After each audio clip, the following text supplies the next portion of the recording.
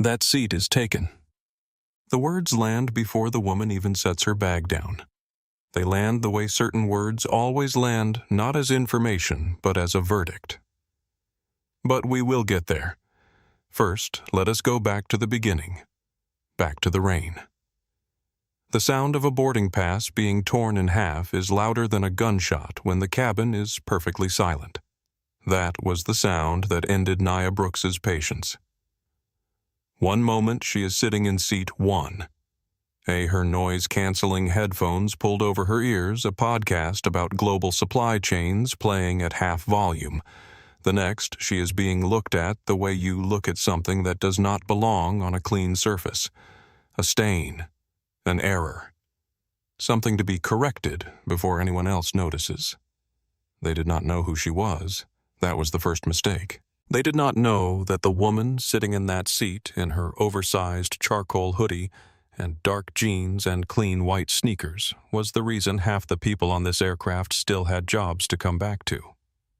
They did not know that 2 weeks ago in a glass-walled conference room on the 43rd floor of a building 3 blocks from this very terminal, that woman had signed her name to a deal that changed the financial structure of the airline they worked for. They did not know any of that. They saw a hoodie. They saw dark skin. They made a decision. And by the time this flight touched down, that decision would cost them everything. Outside Terminal 4 at JFK, the rain is relentless. It hammers the reinforced glass in long diagonal streaks, turning the runway lights into smeared orange and white ribbons. The storm rolled in around 7 in the evening, and it has not let up.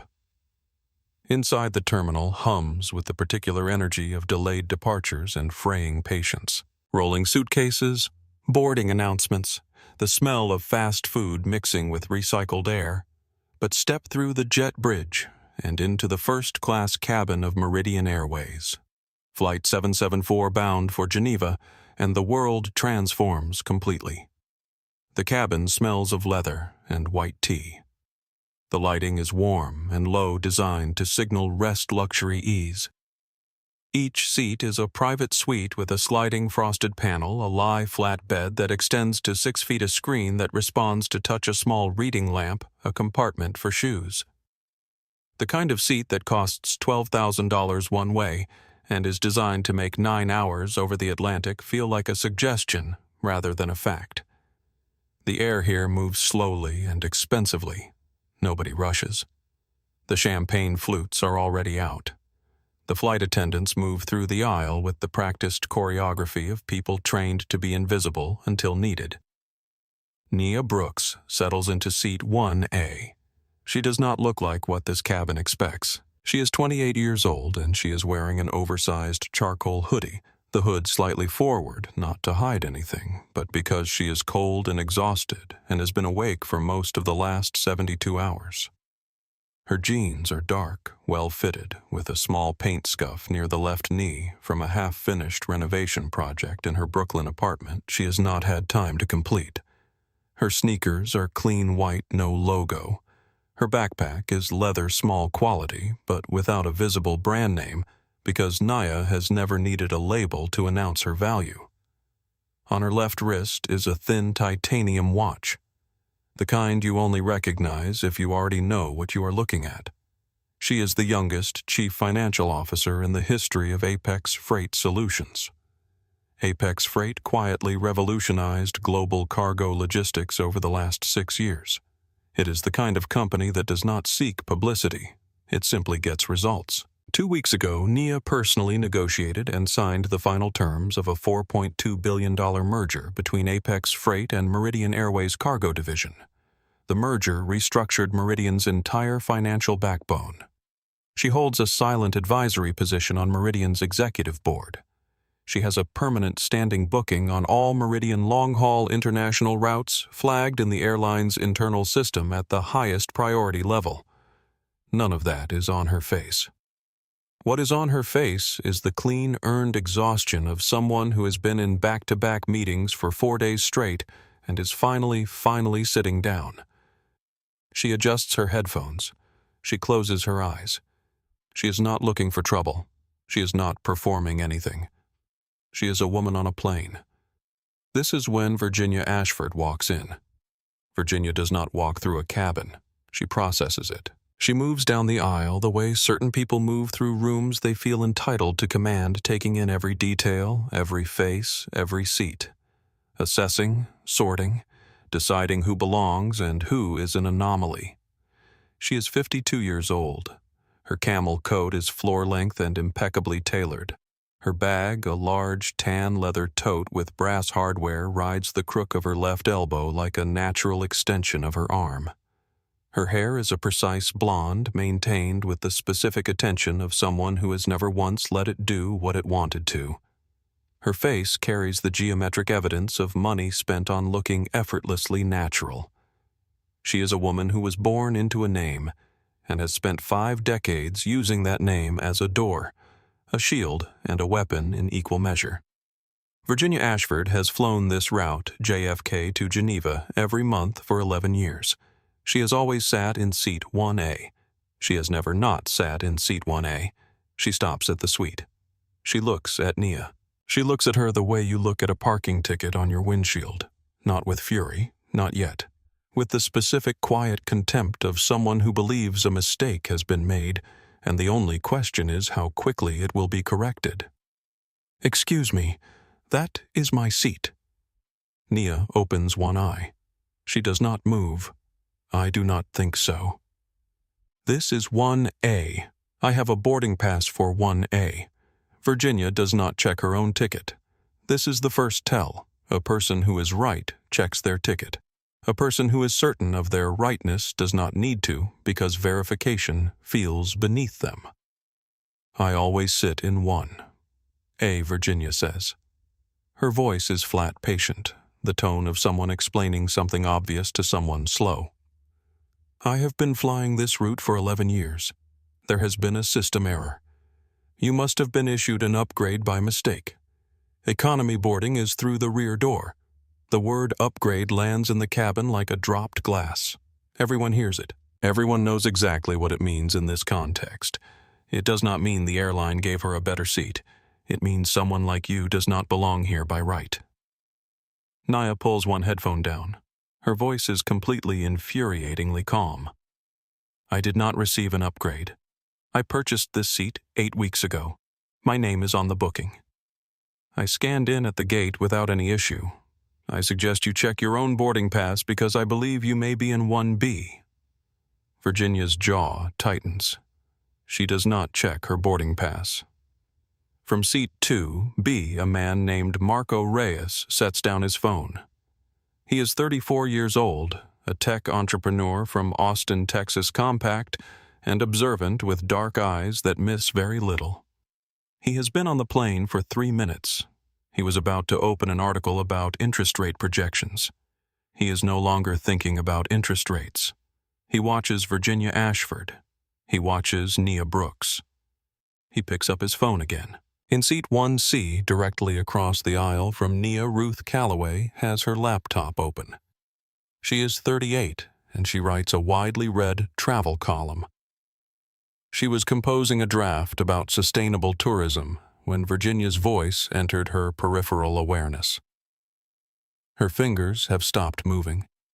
She is reading the room the way she has trained herself to read every room, looking for the story underneath the surface.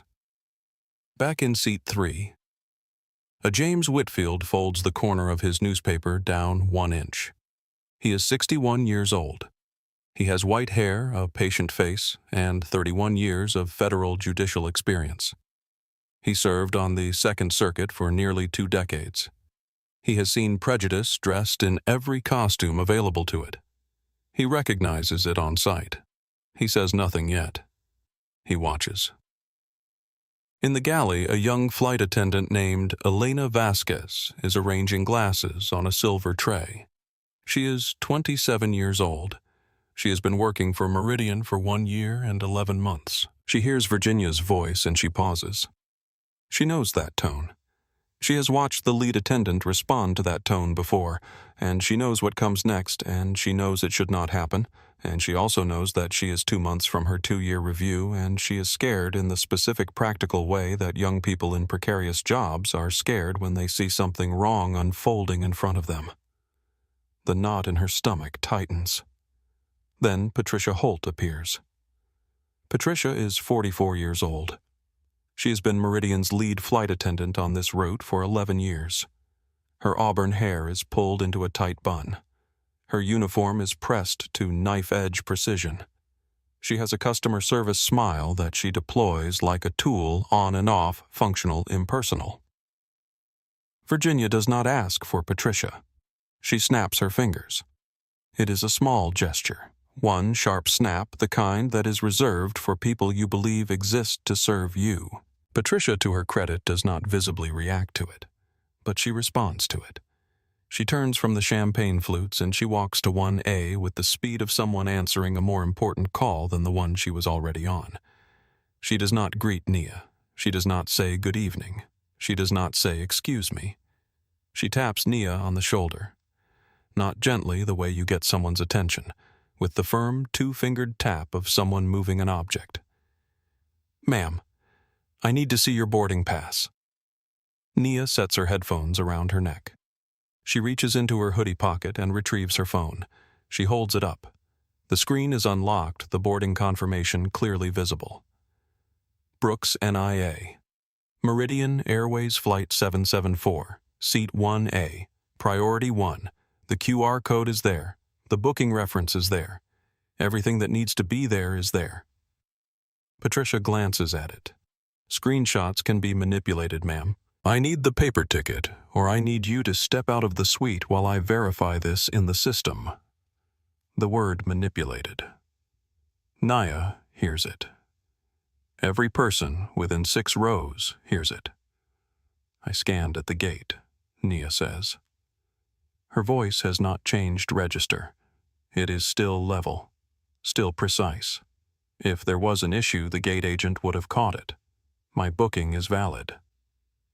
I am not moving. Virginia has been watching this exchange with her arms folded and her bag tucked at her side. She is enjoying it, though she would not describe it that way. She would describe it as necessary. Trish Virginia says, her voice carrying easily through the cabin. "I have been a Meridian Diamond member for 19 years. I have flown 340,000 miles on this airline. I have sat in this exact seat more times than I can count. I think we both know that this young woman did not purchase this suite."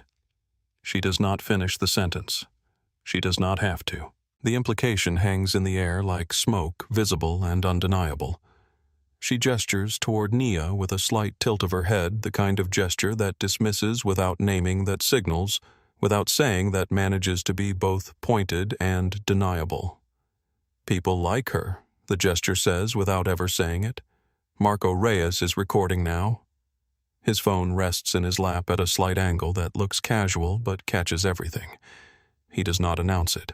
He does not threaten. He just keeps his thumb still and his face neutral. Ruth Calloway has opened a new document on her laptop. She does not know yet what she is going to do with it, but she is writing down every word she hears. James Whitfield's newspaper is now completely down. Patricia turns back to Nia. The customer service facade, which has been thinning since she walked over, drops away entirely now. What is underneath it is not malice exactly. It is something that Patricia would describe as professionalism, and something a court would describe differently. "Grab your bag, ma'am. You are creating a disturbance. You are delaying the flight."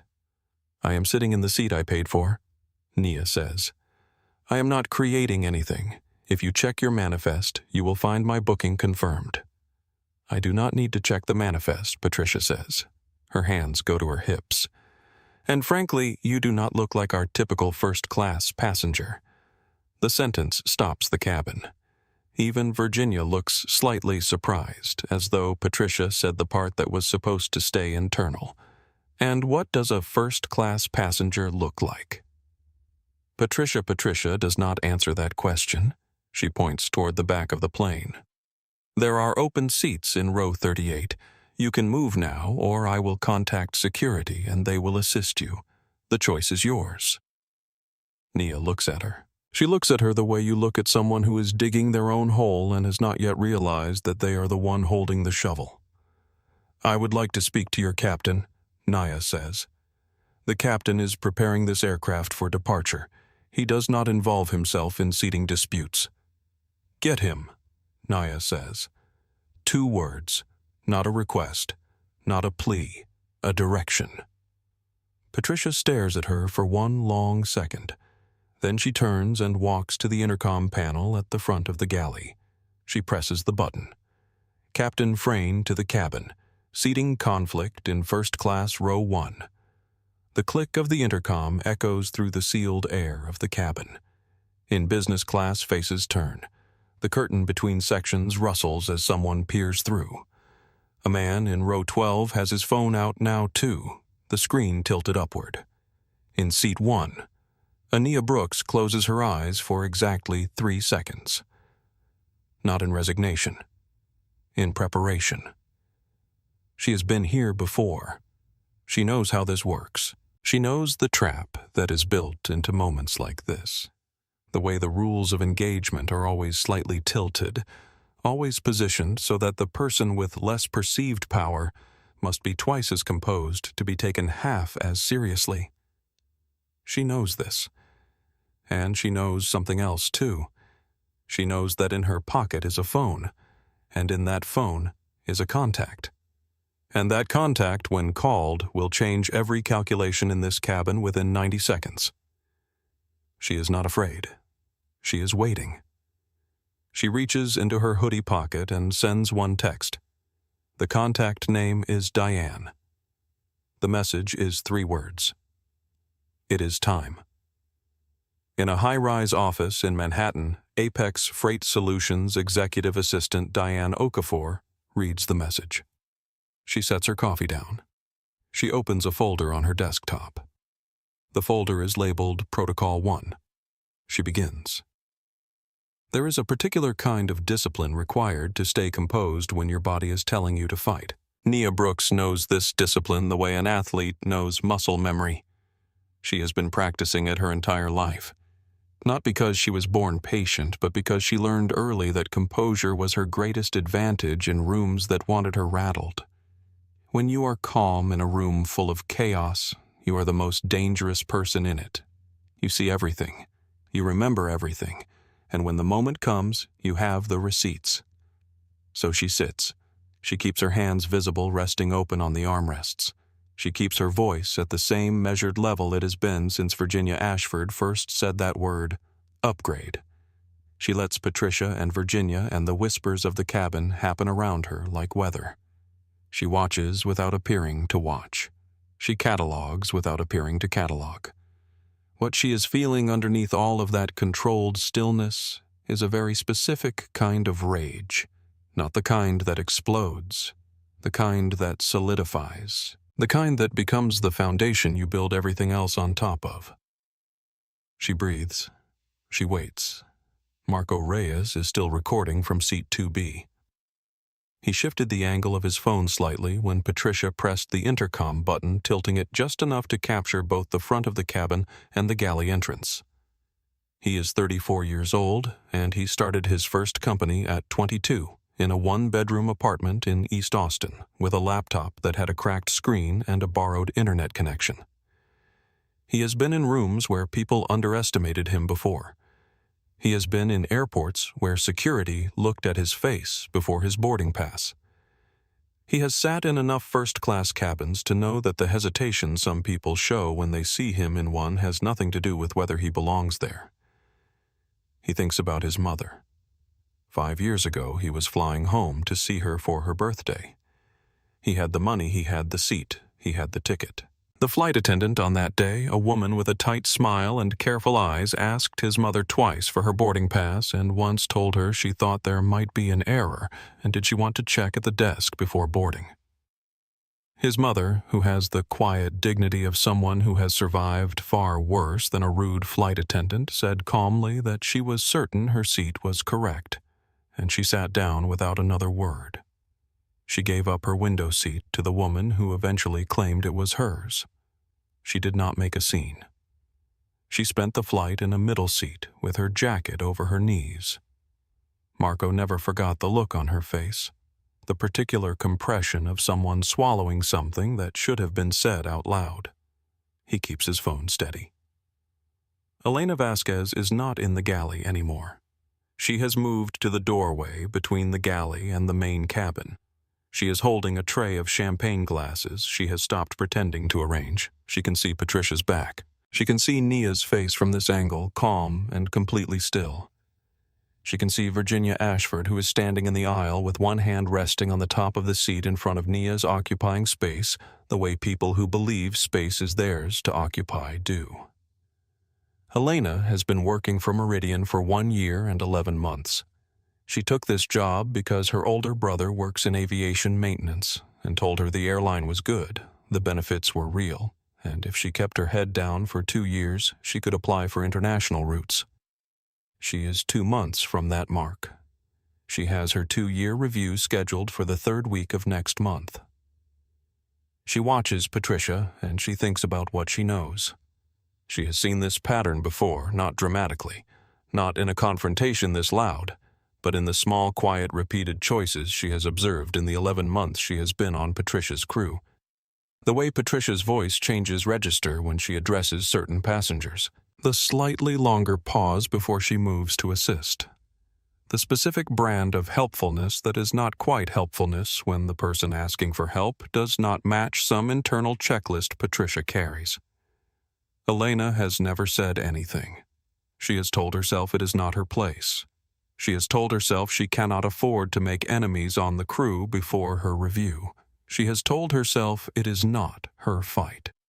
She watches Nia Brooks sitting in seat 1A completely still, and she feels the cold, uncomfortable weight of a person who has been telling themselves the wrong things. James Whitfield has put his newspaper fully away. He tucks it into the seat pocket in front of him and folds his hands in his lap. He is 61 years old, and he has lived long enough and seen enough to know that silence at the wrong moment is not neutrality. It is a choice. It is participation of a particular kind. He is waiting for the right moment to speak. He is not impulsive. He is methodical. He will speak once clearly and only when what he says will carry maximum weight. That is how he has operated for 31 years on the bench, and that is how he operates now. Ruth Calloway is typing steadily in her new document. She is not writing an article yet. She is writing a record. Names, times, exact words. She is a journalist by instinct and by training, and she knows that the value of a story is only as durable as its documentation. She types Virginia's exact phrasing. She types Patricia's exact phrasing. She notes the time on the aircraft clock. She notes the position of each person she can see. She does not know yet that what she is writing will eventually become the most read piece she has ever published in 12 years of travel writing. She is just writing because that is what she does when she needs to bear witness to something and does not yet know what to do with what she has seen. Then Patricia makes it worse. She takes one step closer to Nia's suite. She reaches out. Her hand closes around the strap of Nia's backpack, which is resting on the ottoman at the foot of the seat. She grips it and pulls it toward the aisle. "Don't touch my property." Nia says it the same way she has said everything in the last 10 minutes. Quietly, specifically, without panic, and without performance. She stands up. She is 5 feet and 10 inches tall, and when she stands, the geometry of the confrontation shifts visibly. She is not threatening, she is not aggressive, she is simply upright, and the act of standing in a space that someone has been trying to make smaller for her is in itself a kind of statement. Patricia takes a half step back, then catches herself. then takes a deliberate step forward again because backing down would mean acknowledging that something has gone wrong. "That is it," Patricia says. She turns to the intercom panel again. Her voice comes out through the speaker into the full length of the cabin. "Captain Frayne, to the cabin. Level 2 disturbance in first class. Immediate." The phrase level 2 disturbance moves through the aircraft like a current. In business class, 3 passengers look up simultaneously. The curtain between sections parts fully now as a flight attendant on the business class side peers through. A woman in row 8 takes out her phone. From seat 2, B. Marco Reyes quietly adjusts his angle. He makes sure both Patricia's face and Nia's are in frame. Virginia Ashford exhales. It is a very small sound, barely audible, but it is unmistakably the sound of satisfaction. She is watching the mechanism she set in motion do exactly what she intended. Then she speaks again. She does not speak to Nia. She speaks to the cabin. She turns slightly so that her voice carries to both sides of the aisle, and she says in the measured tone of someone explaining something regrettable, "I'll be honest, Trish. I don't know how this young woman got past the gate, but I can assure you she did not purchase this suite. People like her do not end up in 1A on a transatlantic flight without some kind of mistake having been made. I've been coming on this aircraft for 11 years, and I have never once seen a situation like this. People like her." The cabin goes absolutely still. The man in 2A, who has been working on his laptop since he boarded, and who has deliberately been keeping his attention forward, slowly closes his laptop. The woman in the window seat of row 4, who has been listening with one earbud in and one out, takes both earbuds out. Marco Reyes says nothing. He just keeps recording. Ruth Calloway types the exact phrase. She types it twice word for word so she has it right. And James Whitfield stands up. He does it without drama. He simply unfolds himself from seat 3. A stands fully upright and speaks in the quiet, measured voice that has commanded courtrooms for 3 decades. "I have been listening to this exchange for approximately 7 minutes," he says. "I want to note for everyone in this cabin that what I have heard is not a seating dispute. What I have heard is a series of assumptions made about a passenger based on her appearance, followed by an escalating attempt to remove her from a seat she has clearly documented as hers. I would like everyone here to have heard that said plainly." Virginia turns to him with the barely concealed fury of someone whose performance has been interrupted. "This is a private matter between myself and the crew. Nothing spoken at full volume in a shared cabin is private," Whitfield says. He returns to his seat. He does not make a speech. He makes a statement. And then he sits back down and picks up his newspaper, which he does not open, but which he holds in his lap as a signal that he is finished for now. For now. Elena Vasquez takes 3 steps out of the galley. She is still holding the tray of glasses, but she sets it down on the counter just inside the galley door and walks forward without it. Her hands are clasped in front of her. "Patricia," she says. Patricia turns. "I have my tablet. I can pull the digital manifest right now. It takes 30 seconds.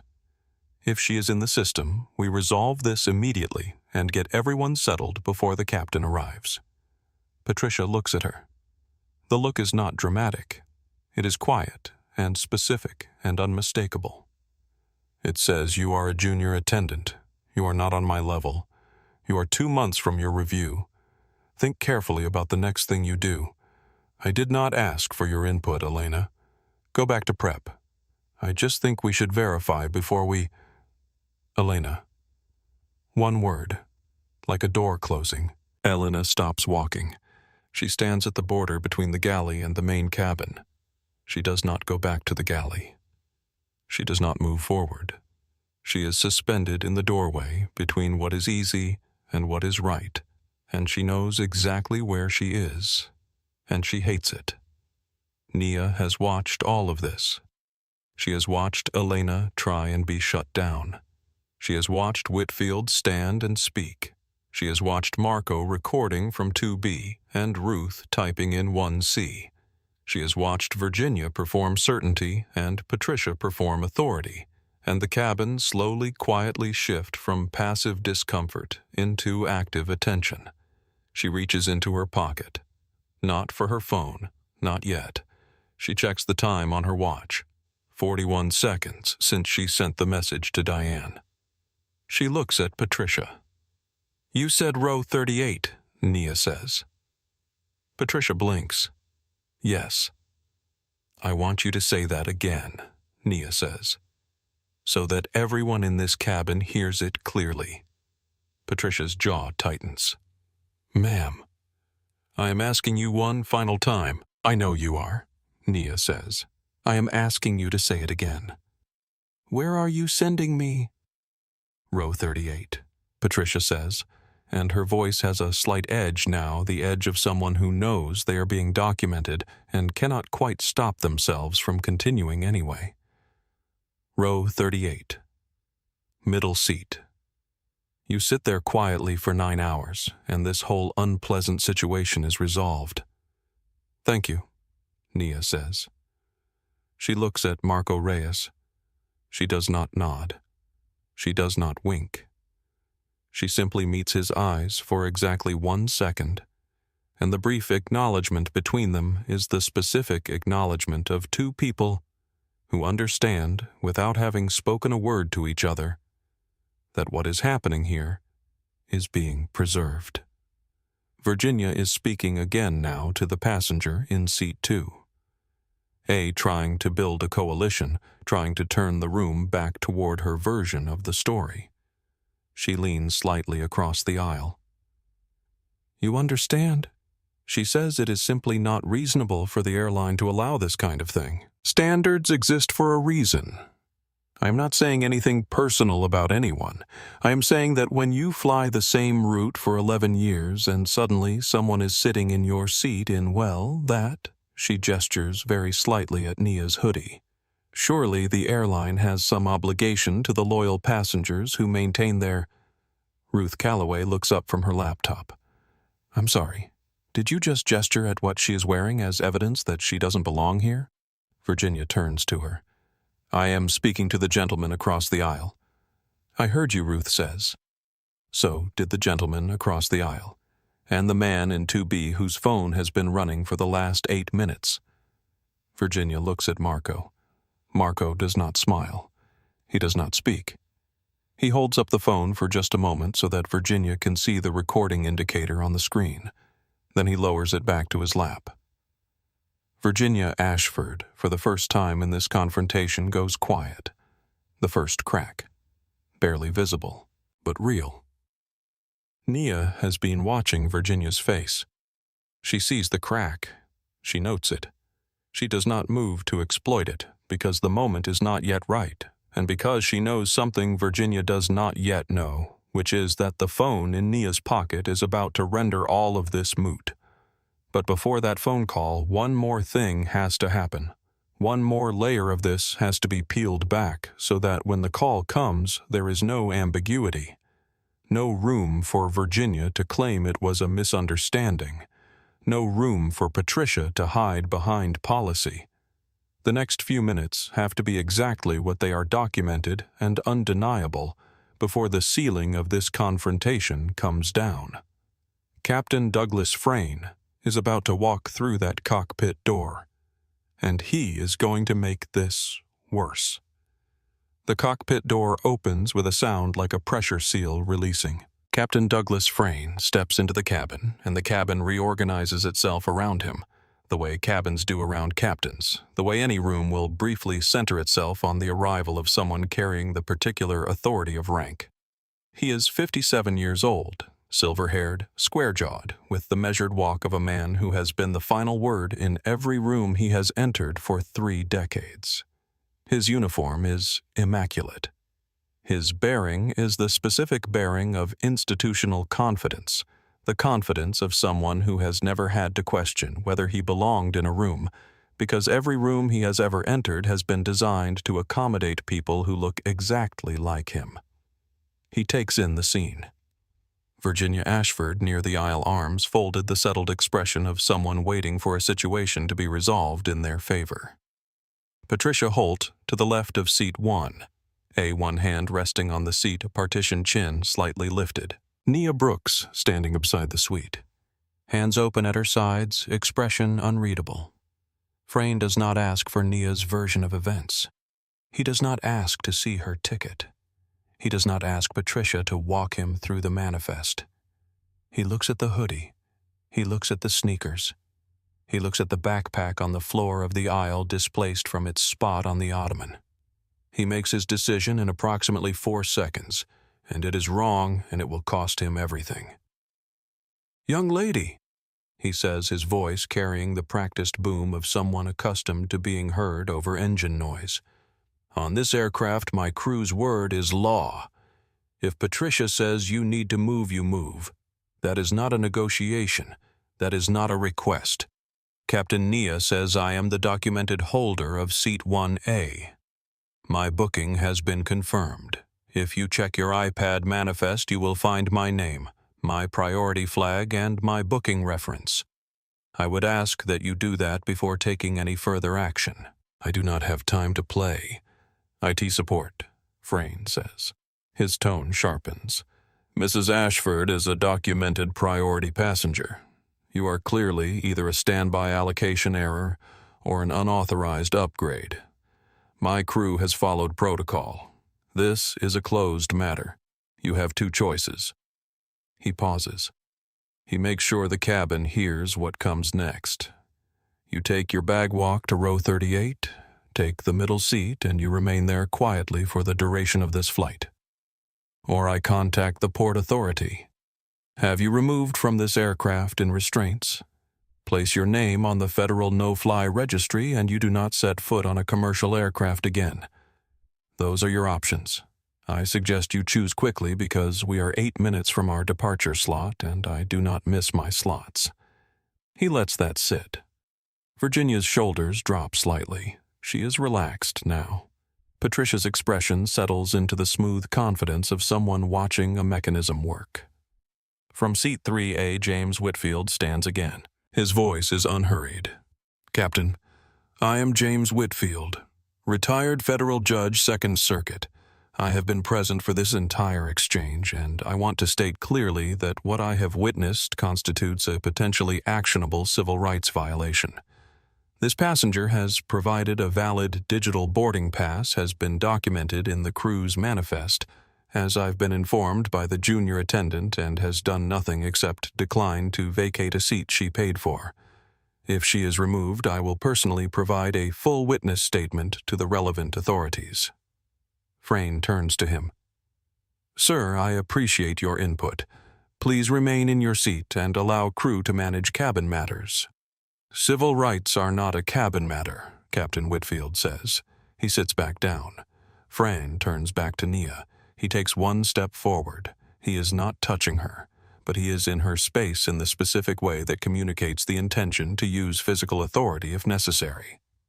"I will ask you one final time." In that moment, Nia's mind goes somewhere else.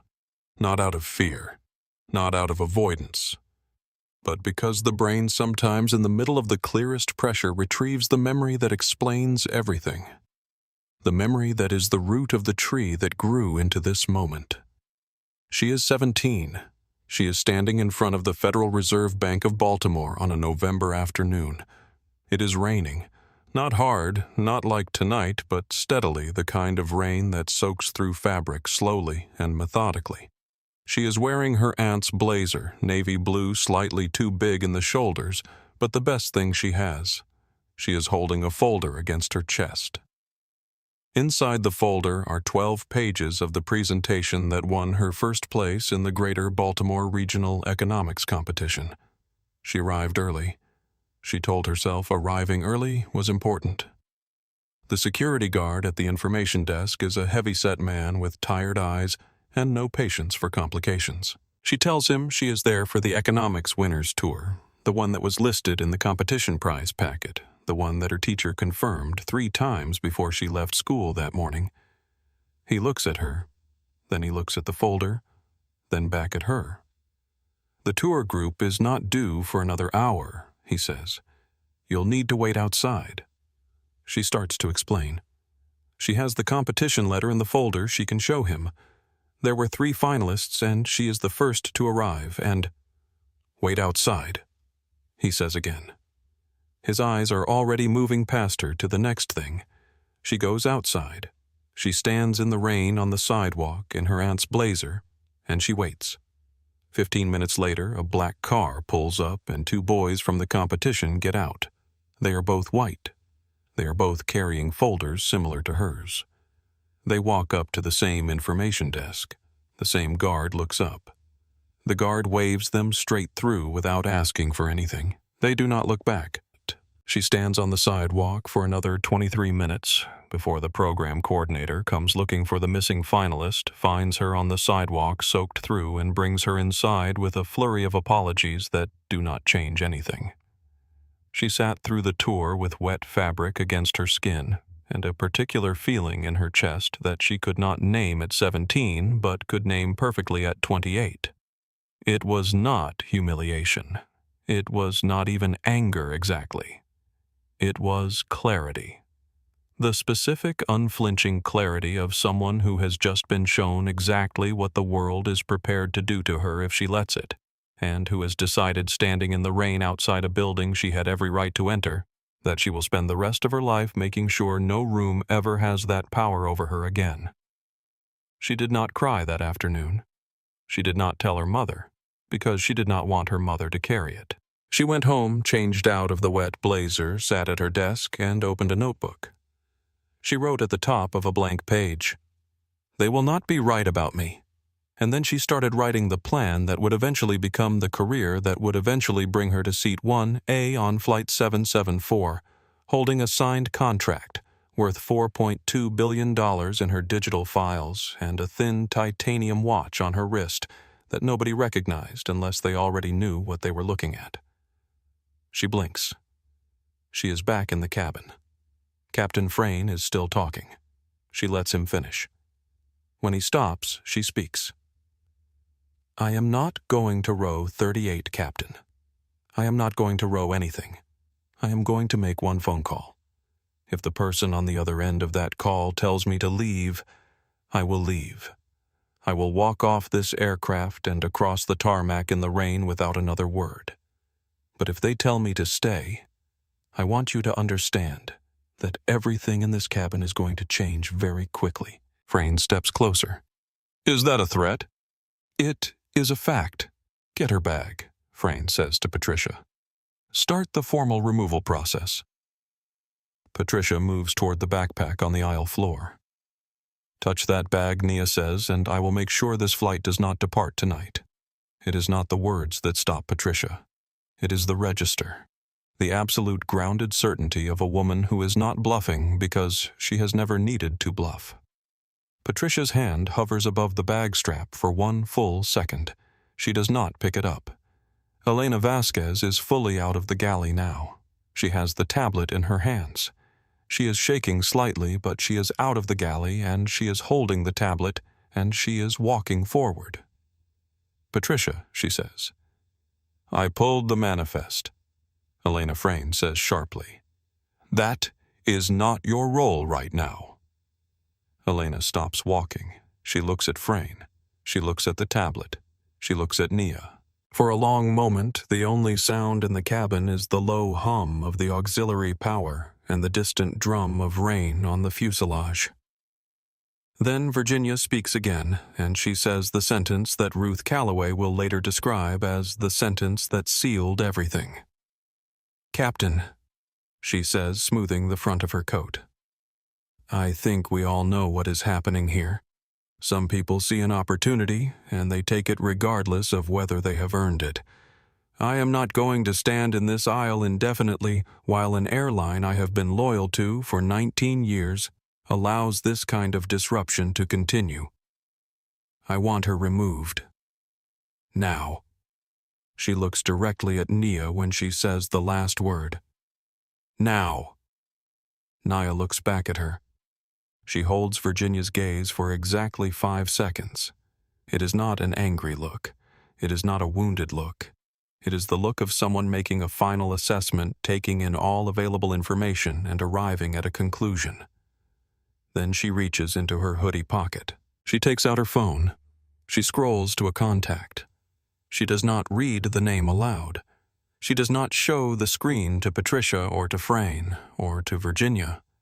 She turns the phone slightly so that only she can see the name. Then she presses the call button. She turns the speaker on. Virginia Ashford laughs. The laugh is short and sharp and designed to perform disbelief for the room. Oh, this is rich. She is going to call someone. Her attorney, perhaps. Or perhaps the complaint line. Go ahead, sweetheart. Let us all see who picks up. Marco Reyes adjusts his phone to make sure the speaker is within audio range. The line rings. Once. Twice. Frane has not moved. He is performing patience. He is performing the specific patience of someone who is certain he is right and is simply waiting for this small, final delay to end so he can return to the cockpit and get his departure slot back. He crosses his arms. He looks at the ceiling, once the practiced look of a man who has somewhere more important to be. Third ring. Patricia smooths her uniform jacket with both hands. She is prepared for this. She has had passengers threaten to call lawyers, airlines, federal agencies. Nothing has ever come of it. She glances at Virginia, and Virginia gives her the smallest nod, the nod of shared certainty. Fourth ring. James Whitfield sets his newspaper down on the seat beside him. Elena holds the tablet without moving. Ruth has stopped typing. Marco is completely still. Nia holds the phone up in the center of the aisle speaker facing out and waits. The line connects. Before we go any further, I want to ask you something. Have you ever been in a room where you knew you were right, where you had every single piece of evidence in your hand to prove it, and still had someone look at you like you did not belong there? That particular feeling. The one that lives somewhere between outrage and heartbreak. That is what this story is about. Drop your city in the comments below. Tell me where you are watching from. And if you have ever had to be twice as composed as everyone else in the room just to be taken half as seriously, hit that subscribe button right now. Because what happens next is exactly what has to happen next. The call connects with a click. And then a voice fills the cabin. It is not a loud voice. That is the first thing everyone notices. It does not need to be loud. It carries the specific texture of authority that comes not from volume but from weight. The voice of someone who has run a $12 billion company for 17 years and has never once in all that time needed to raise it to make a room go quiet. Nia, I thought you would be over the Atlantic by now. What is going on? The cabin does not move. Patricia's mouth opens slightly. Her hands, which have been at her sides since Elena stepped forward with the tablet, tighten into two small fists. Frayne's jaw works once, then stops. Virginia Ashford sits down. Not dramatically, not in defeat. Simply, she sits. The way a person sits when the ground under them has moved and they need a moment to recalibrate what solid feels like. Marco Reyes keeps his phone completely still. He is not breathing. He is recording. Nia's voice is the calmest voice in the cabin. It has been the calmest voice in this cabin since Virginia. Ashford first said that is my seat. And it is calmer now than it has been at any point in the last 30 minutes. Harrison, she says, I am still at the gate. Your Captain Douglas Frayne and your lead attendant Patricia Holt have spent the past 31 minutes attempting to remove me from seat 1A. They told me I did not look like a typical first-class passenger. They removed my backpack from the ottoman and placed it on the aisle floor. Captain Frayne threatened me with federal arrest and permanent placement on the no-fly registry. All of this despite my valid digital boarding pass, my confirmed booking reference, and the VIP 0 flag in your manifest, which your junior attendant retrieved and showed to the captain 4 minutes ago. He did not act on it. I would like you to speak with him directly. There is a pause on the line. It lasts 4 seconds. To the people in the cabin, it lasts considerably longer. Put him on, the voice says. 2 words. Quiet and absolute. The specific quietness of a man who is not raising his voice because he does not need to. Because when you own the aircraft, someone is standing on you, do not need to raise your voice. Patricia's face is the color of dry plaster. Nia extends the phone toward Captain Frayne. He takes it. He takes it with a hand that is not fully steady, holding the phone by its edges carefully, as though it is something that might burn him. He clears his throat. This is Captain Douglas Frayne, sir. Douglas. The name comes through the speaker with 0 inflection and maximum weight. Do you know who is sitting in seat 1? A. Frayne's eyes move to Nia, then to the floor, then to the middle distance, the look of a man who is doing rapid arithmetic and finding that none of the numbers are adding up the way they were before. Sir, there was a seat conflict. A documented priority member presented a claim on the seat, and the passenger in question could not provide paper verification.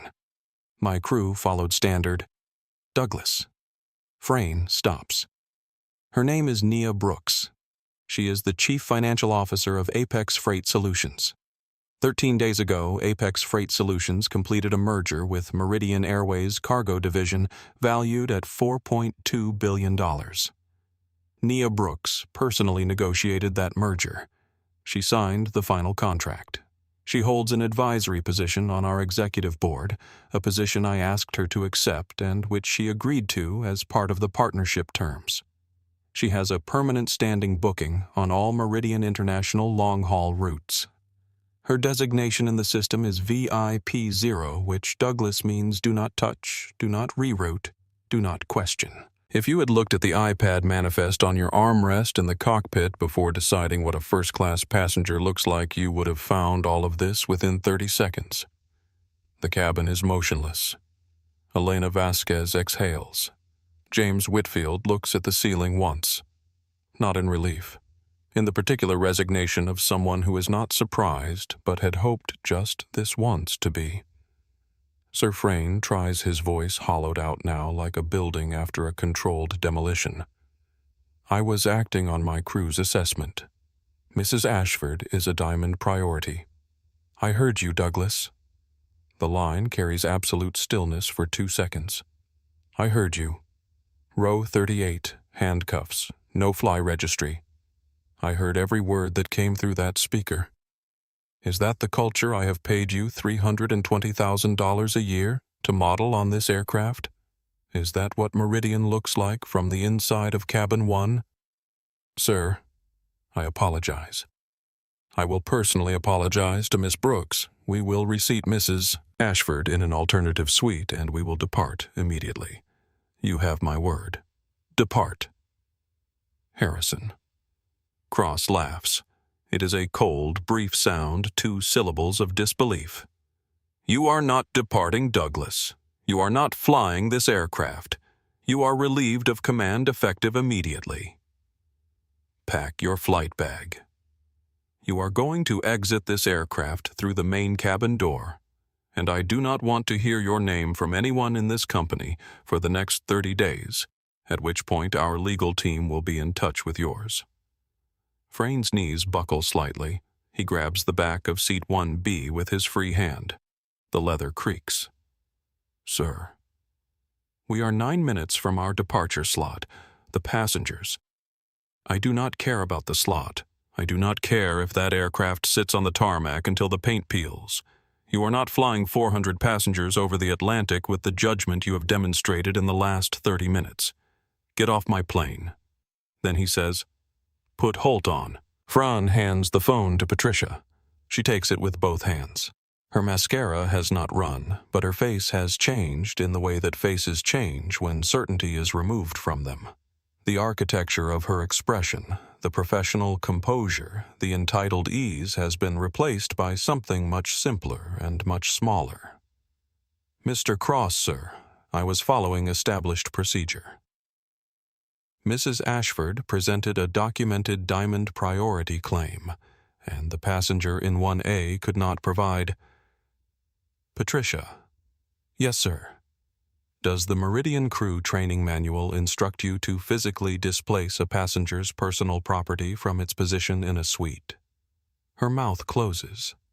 Does it instruct you to inform a paying customer in front of a full first-class cabin that she does not look like a typical first-class passenger? Patricia says nothing. Does it instruct you to follow the direction of another passenger, one who has not verified her own ticket over the documented booking of the individual sitting in the seat? Still nothing. You are the lead flight attendant on this aircraft. Your responsibility is to verify, to de-escalate, and to serve every passenger in that cabin with equal competence and equal respect.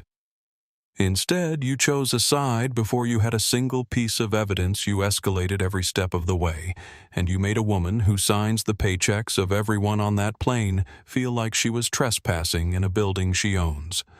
You are suspended, Patricia, without pay, pending a formal conduct review.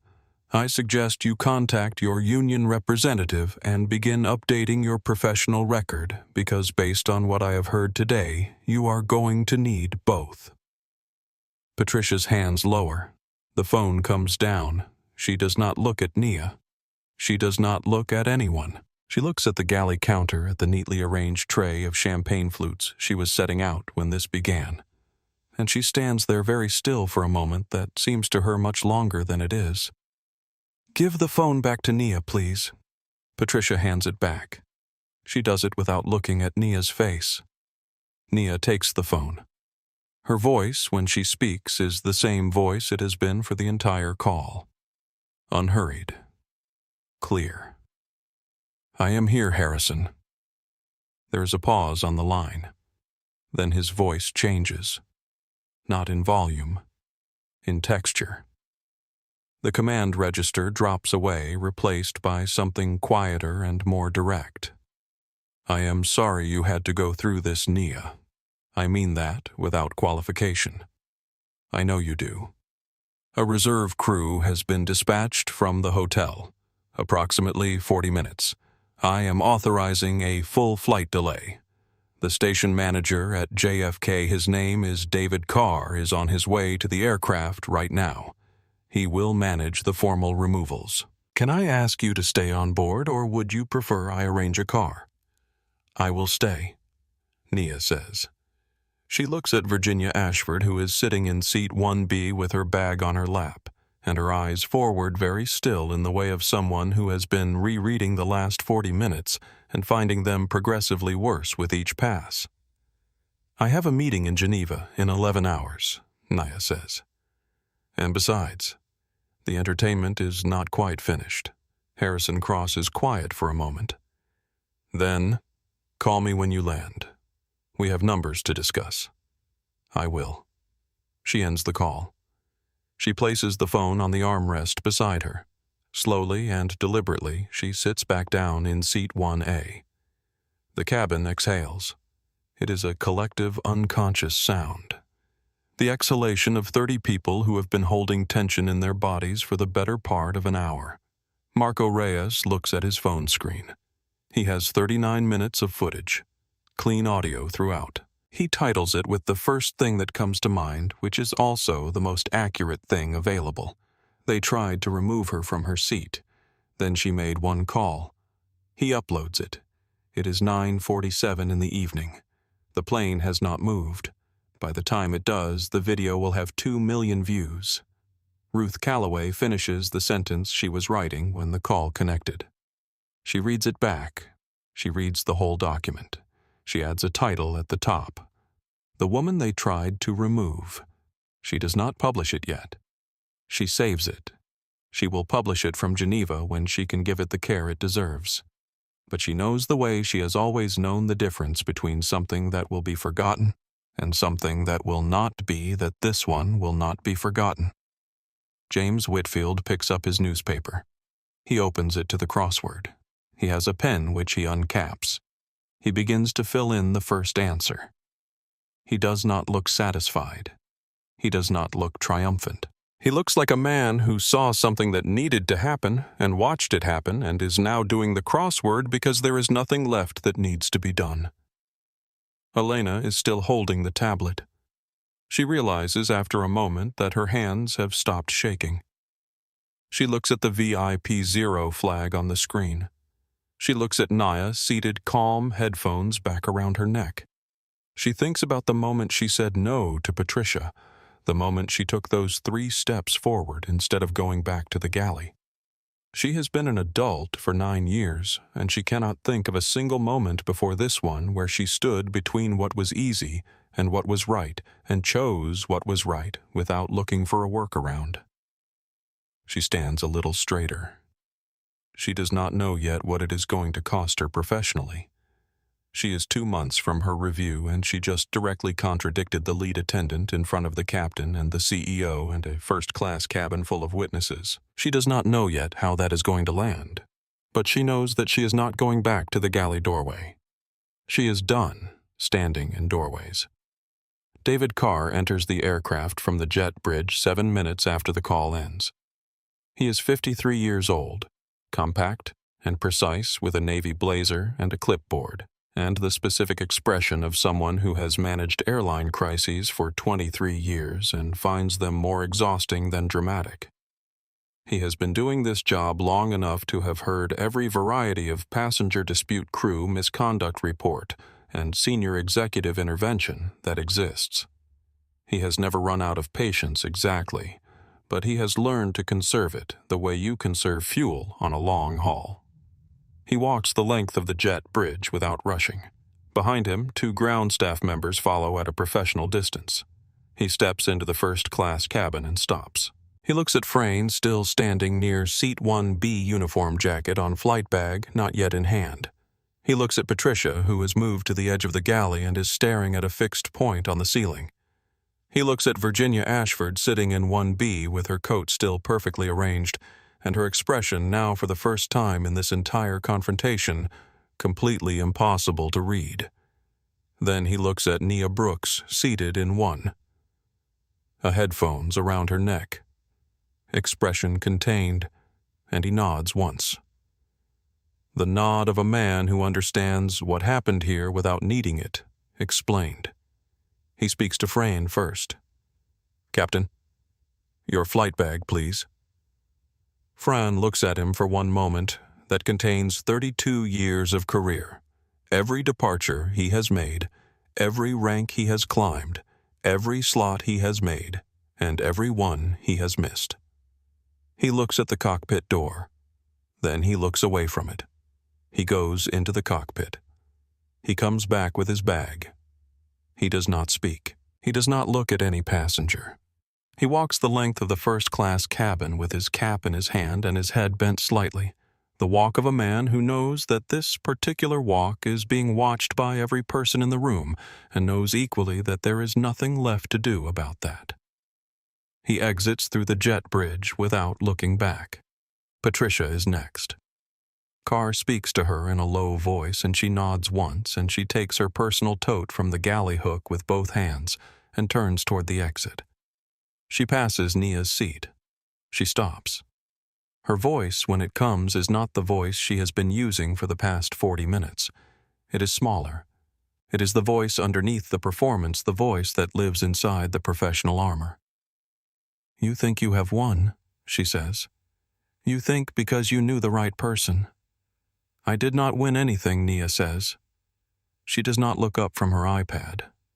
"You lost something. There is a difference." Patricia walks off the plane. Nobody in the cabin says anything. There is no celebration, no applause.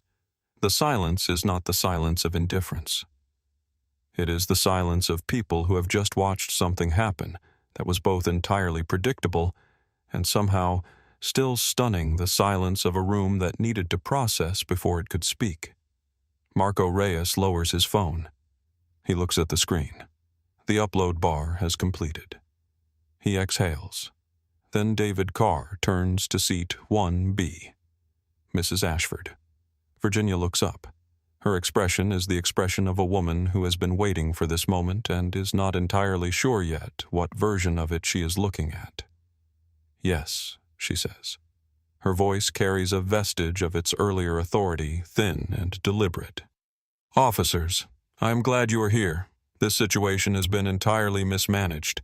I am a Diamond Priority member of 19 years standing, and I have been subjected to," Mrs. Ashford Carr says. He speaks with the flat patience of someone delivering information that is not up for discussion. Section 4, Paragraph C of the Meridian Airways Contract of Carriage provides that the airline reserves the right to refuse transport to any passenger who initiates a conflict, incites a disturbance, or engages in conduct toward crew or fellow passengers that is prejudicial based on race. Based on the report I received from Mr. Cross's office 20 minutes ago and corroborated by passenger accounts and documented footage, you instigated this incident by demanding a seat that was not assigned to you and making statements referencing this passenger's race as a basis for questioning her presence in this cabin. I need you to gather your cabin baggage. Virginia opens her mouth. I made a reasonable inquiry about a seat booking that appeared. You said Carr says, and his voice does not change register at all. People like her do not end up in 1A on a transatlantic flight without some kind of mistake having been made. That statement is in the record corroborated by 4 independent witnesses and video documentation. Mrs. Ashford, please gather your bag. Virginia. Ashford does not move immediately. She sits very still in her camel coat with her hands in her lap, and for a moment she is a different kind of still than she has been at any point in this confrontation. Not the still of composure or strategy, the still of genuine disorientation, the still of someone who has operated for 5 decades in a world that arranged itself around her assumptions, and who is discovering that the world has just stopped.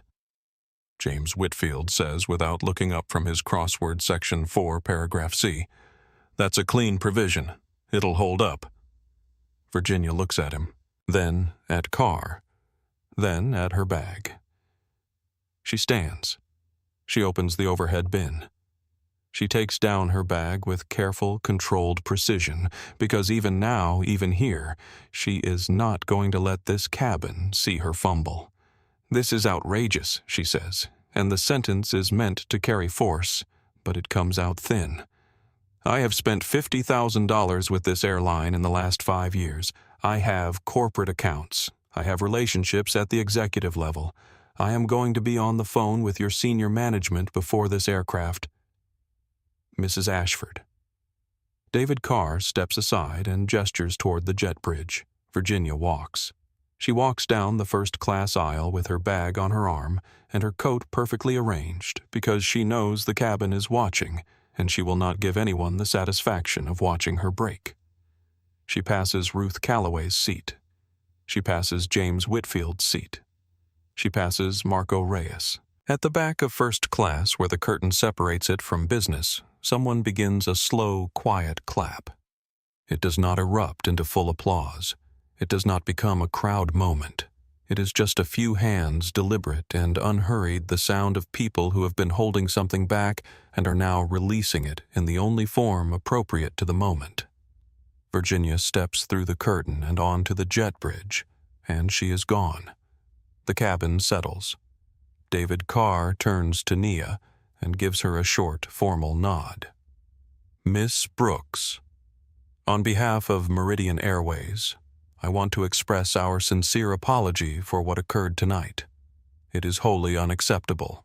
The reserve crew is approximately 30 minutes out. Captain Torres will be your captain for this flight. We consider her one of our best on this route. Is there anything I can get you while you wait? Nia adjusts the volume on her podcast. Sparkling water, she says, and a blanket if you have one. I am going to try to sleep before Geneva. Right away, ma'am. He goes to arrange it. Elena Vasquez is standing near the galley. She is not sure what her status is right now.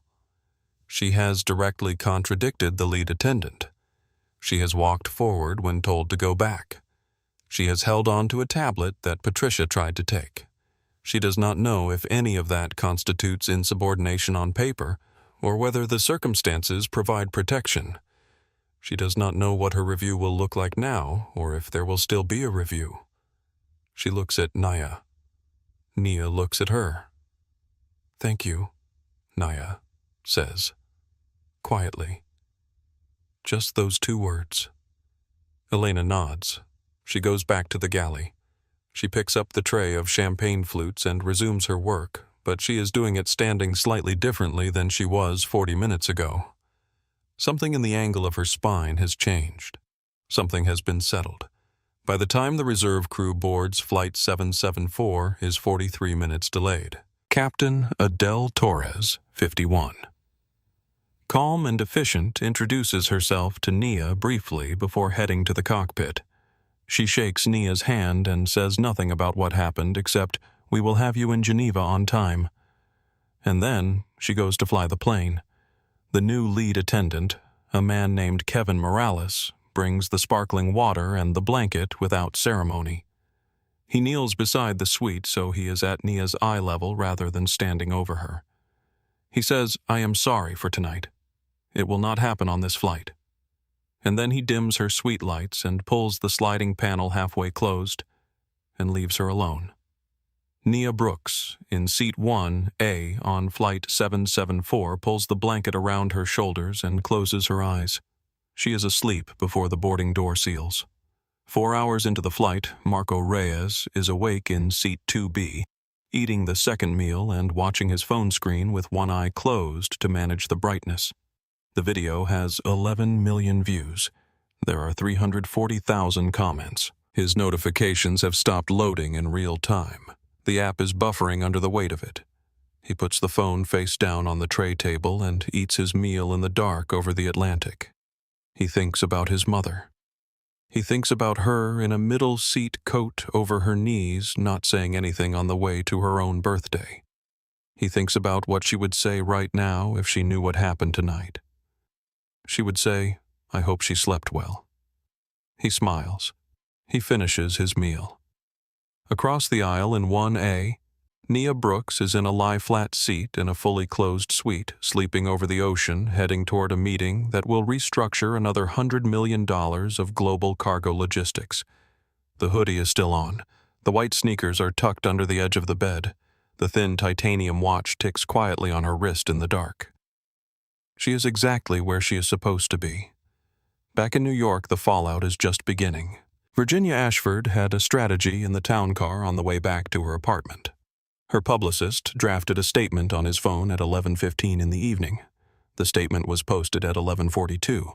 It said that Virginia had been the victim of a verbal confrontation on a Meridian flight, that she had acted in good faith to resolve a seating confusion, and that the airline's response had been disproportionate to the situation. It said she would be consulting with her legal team. It was a catastrophic miscalculation. By the time the statement went live, Marco's video had 15 million views, and a clip of Virginia saying people like her had been isolated, clipped, and shared on every platform available to the waking internet. 3 hours after the statement, Meridian Airways released a brief formal response. It confirmed that Captain Frayne and lead attendant Holt had been removed from duty pending a conduct review, that a passenger had been removed from the aircraft for violating the airline's conduct policy, and that the incident was under full internal investigation. It did not name Virginia. It did not need to. She was in the video. By morning, Ashford Heritage Hotels, the boutique chain Virginia's family had operated for 32 years, had seen its stock drop 7% in pre-market trading. 3 corporate clients had issued statements. 2 had quietly initiated calls to their travel managers about alternative accommodation arrangements. Virginia woke up to 49 missed calls. She did not answer any of them. Patricia Holt sat in her kitchen in Astoria at 6 in the morning and opened an email from her union. Subject representation declined. 3 sentences. The union had reviewed the publicly available footage and the formal conduct report filed by Meridian Management, and had determined it was unable to provide legal representation for her termination hearing. She was on her own. She had been a flight attendant for 15 years. She knew the industry. She knew what radioactive meant. She did not open the next 14 emails. Captain Douglas Frayne sat at a bar near JFK at midnight, still in his uniform trousers, but without his epaulets and without his tie. He was 3 drinks in when an older pilot from a competing airline, a man he had known for 20 years, sat down beside him. The man looked at the television above the bar where the cable news had his name on it. He did not say much. He said, "The manifest was right there, Doug. You had the iPad in your hand." Frayne did not respond. The older man stood and left. Frayne stared at his glass. 3 weeks later. The boardroom of Ashford Heritage Hotels occupies the 31st floor of a midtown Manhattan tower with a view of the park and an interior that has not changed meaningfully since 1987. The walls are paneled. The table is mahogany long enough to seat 14. On the walls hang oil portraits of 3 generations of Ashfords painted to look permanently authoritative, permanently certain, permanently installed in their position at the top of whatever hierarchy this room represents. This morning, the room smells of anxiety. Virginia Ashford sits 3 seats from the end of the table on the right side, not at the head. The head of the table has been left open for the buyers because the buyers are arriving, and the people in this room know without having had to be told explicitly that when you are selling something under duress, you do not position yourself at the head of the table.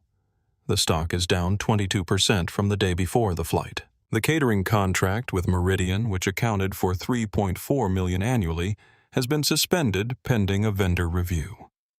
4 corporate clients have either reduced their room commitments or gone completely silent. 2 boutique hotel media outlets have run pieces under headlines that Virginia has stopped reading after the first paragraph. Her brother Charles sits at the actual head of the table in the chairman's position. He has not spoken to Virginia this morning except to say, "Sit there." She sits there. The other board members, 4 men in their 60s with the weathered expressions of people who have made it through previous crises by keeping their heads down, study their cufflinks and their tablets and the middle distance. The double doors at the far end of the room open.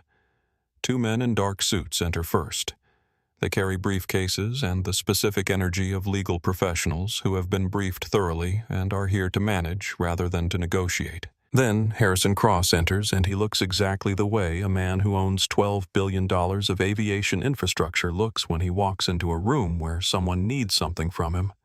He is wearing a dark suit and no expression worth naming.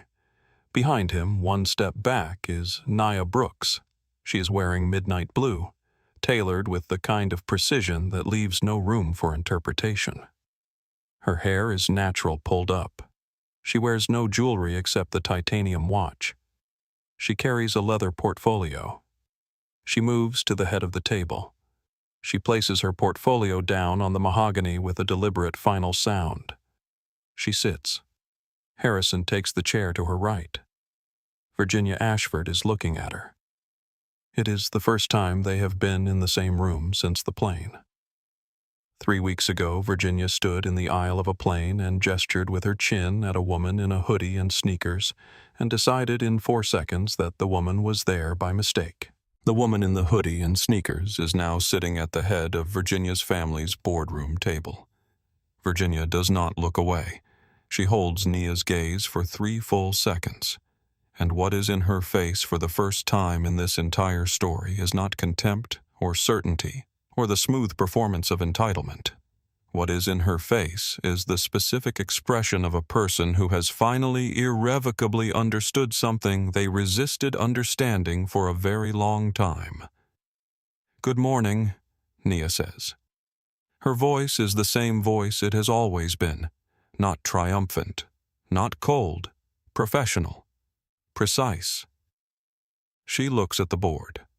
"My team at Apex Global Hospitality has completed a full financial review of Ashford Heritage. I will be direct with what we found and what we are prepared to offer." She opens the portfolio. "Your current occupancy rates are down 31% from your 5-year average. You have lost 4 corporate accounts in the past 3 weeks. The suspension of the Meridian catering contract removes approximately $3.4 million from your annual operating revenue. Your debt-to-equity ratio is not yet critical, but the trajectory is not sustainable. We project that without significant capital injection or rebranding, you will require structural financial intervention within 14 months. She pauses. She lets the numbers sit in the room. Apex Global Hospitality is prepared to acquire Ashford Heritage at 65 cents on the dollar of your current assessed valuation. We assume all operational debt. We take full control of all 12 properties, all intellectual property, and all operational contracts. Transfer of ownership effective midnight of the date of signing. Charles clears his throat. Miss Brooks, the family has invested 32 years in this company. The brand still carries significant recognition in the boutique luxury segment. We believe 65 cents does not adequately reflect. 4 weeks ago, I would have agreed with you, Charles Harrison Cross says from the far side of the table. 4 weeks ago, the brand was worth arguing about. Now it is a liability with a 12-story logo attached. 65 cents reflects the current reality. Charles is quiet. Virginia speaks. The brand, she says, is not just the name. It is the properties, the locations, the architectural character of 12 buildings. That value does not disappear because of what Mrs. Ashford Nia says it quietly, evenly. She is looking at Virginia directly. Virginia stops.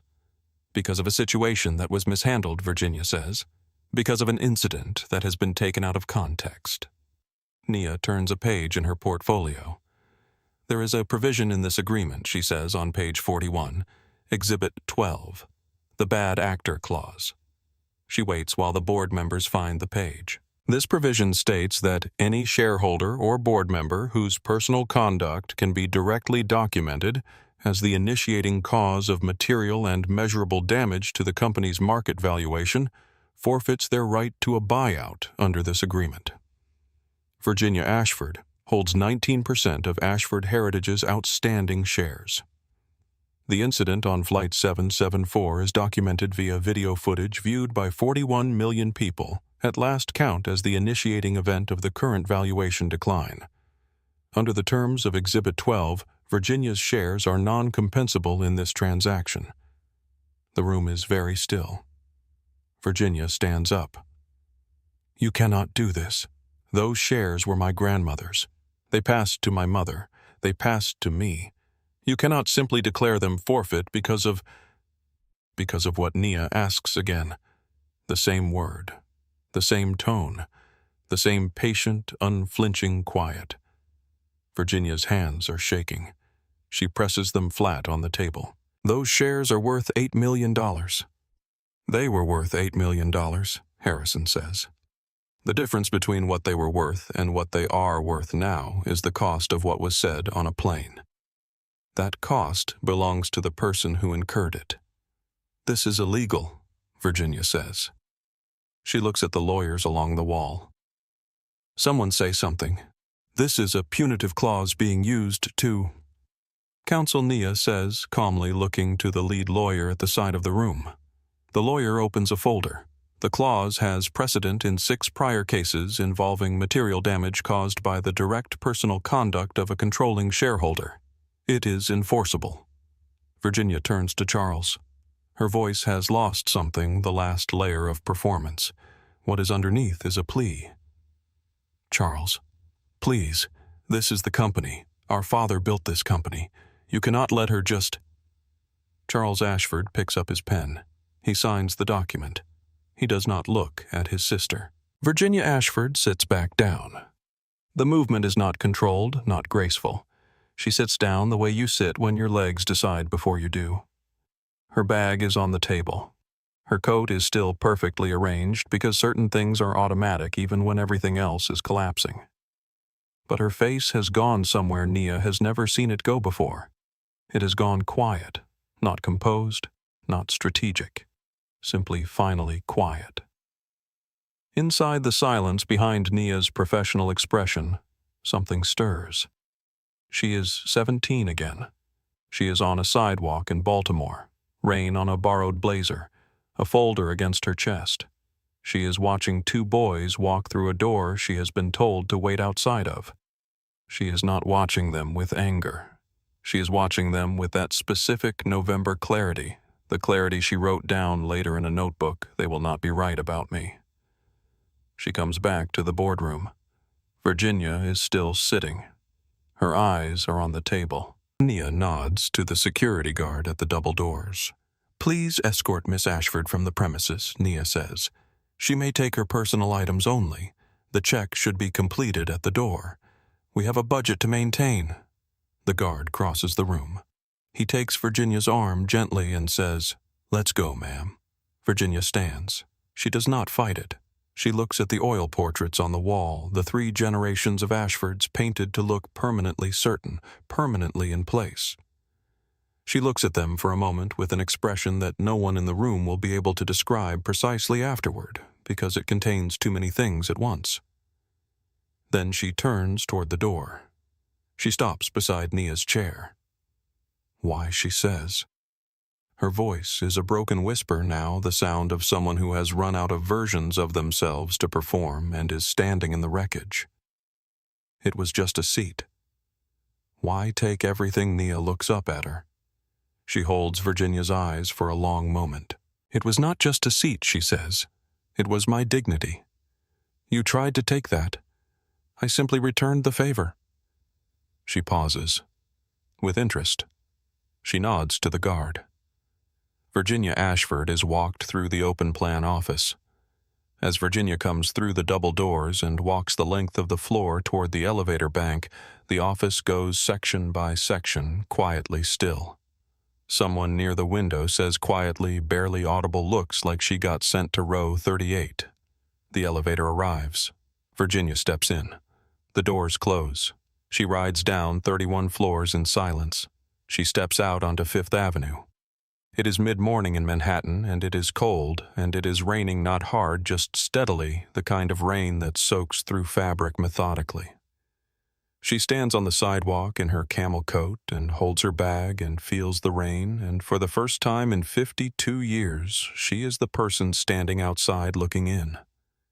There is no one coming to correct it. Back in the boardroom, after the Ashford representatives have filed out, Harrison Cross pours 2 glasses of water from the crystal pitcher at the center of the table.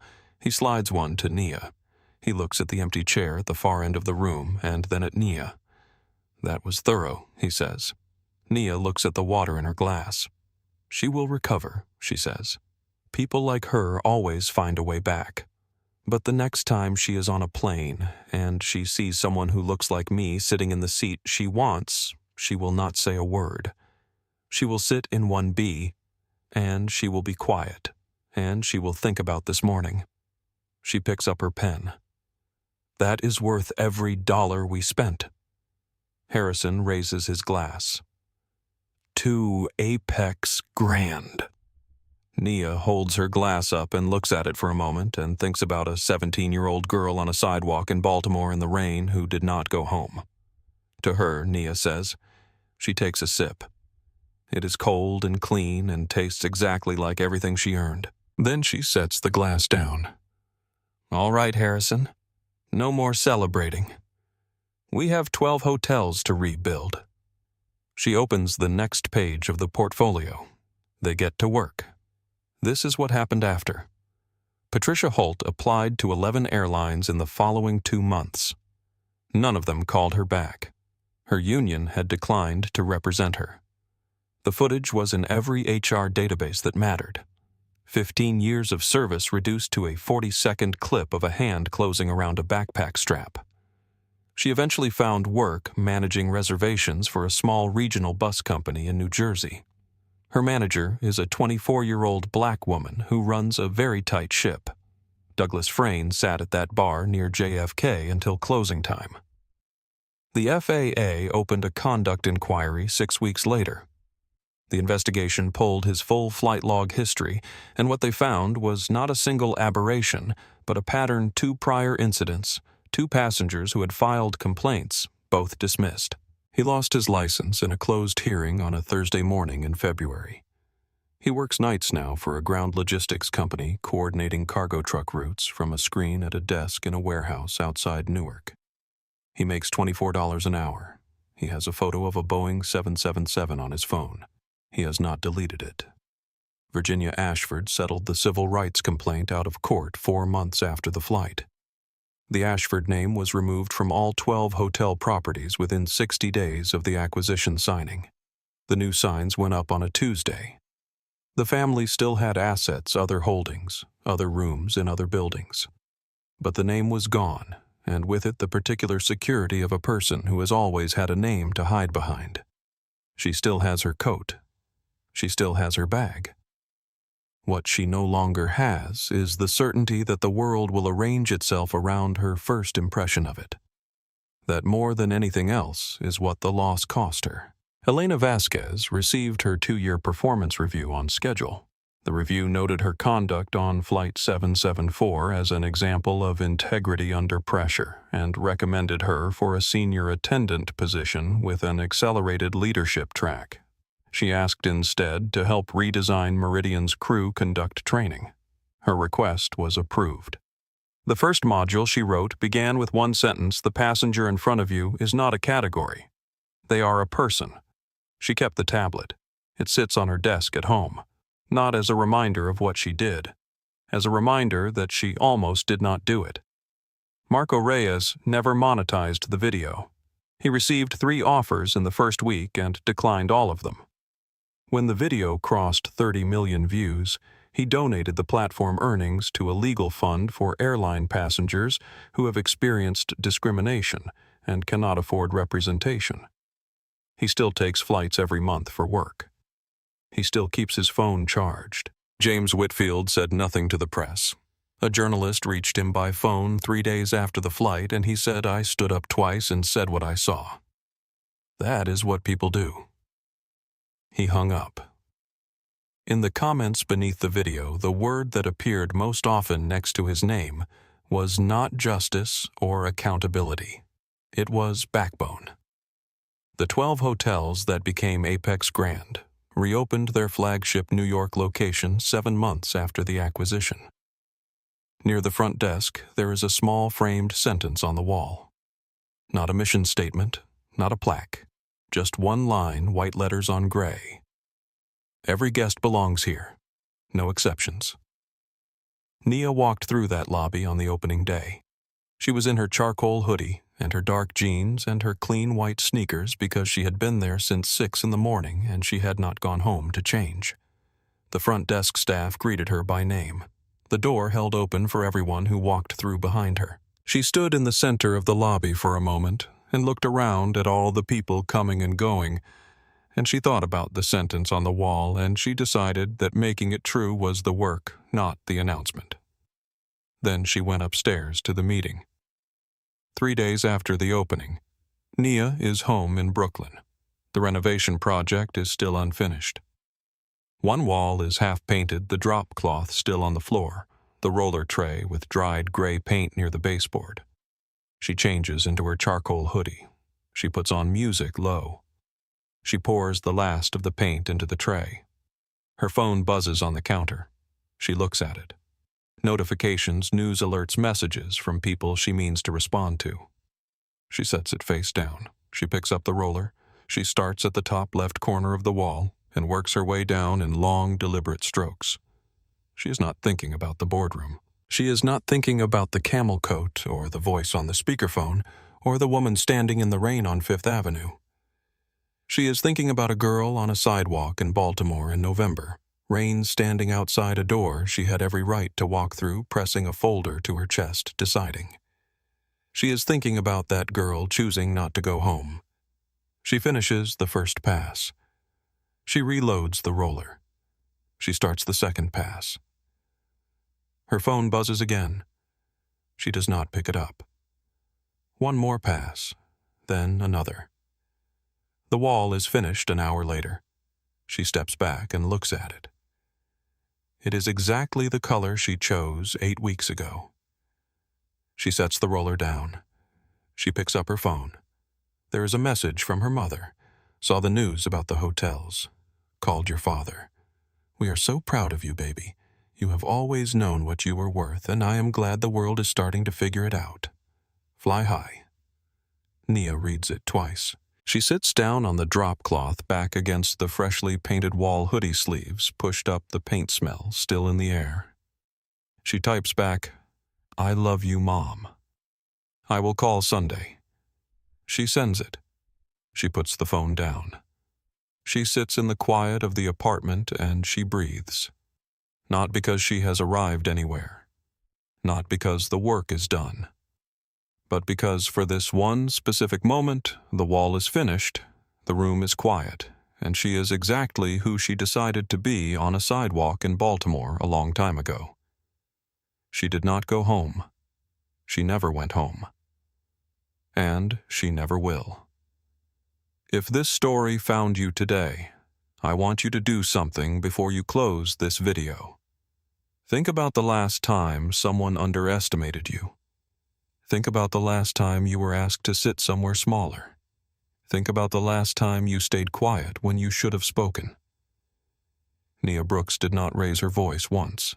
She did not beg. She did not explain herself to people who had already made up their minds. She held her ground. She made one call and she let the truth do the rest. That is available to all of us, every single day.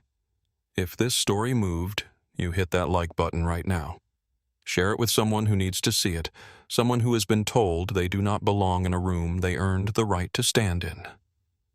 Subscribe to this channel because we tell stories like this every week. Stories about dignity, about justice, about the people who refused to be made smaller. Leave your city in the comments below. Tell me where you are watching from. Because this community is everywhere, and every person in it knows what it feels like to hold their ground when the room is against them. The next story we tell might be yours, and it deserves to be heard.